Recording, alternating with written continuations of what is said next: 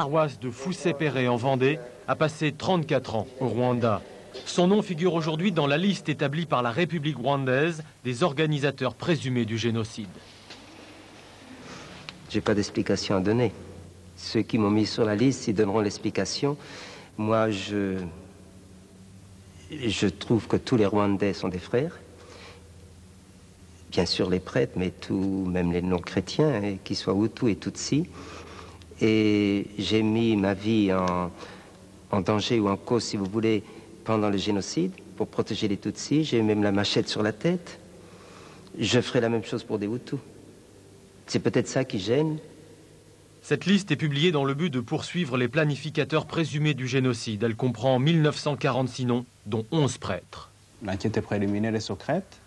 Mais le fait qu'il ait figuré sur cette liste et que le parquet avait des indices sérieux de sa participation dans le génocide, surtout dans la région où il se trouvait, à Kibuye.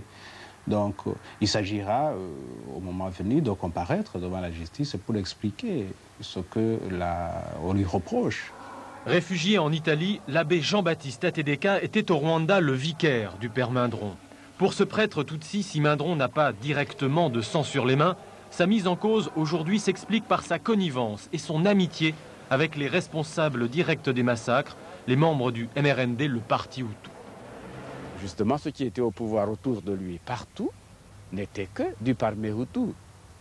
Eh bien, s'il voulait travailler tranquillement, dans le calme, sans être ennuyé par personne, évidemment, il avait intérêt à se lier d'amitié avec ceux qui étaient au pouvoir.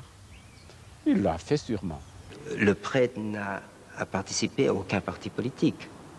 Alors il n'est plus dans sa fonction. Comment vous expliquez qu'aujourd'hui des prêtres... Ça, je ne sais pas. Il faudra leur demander.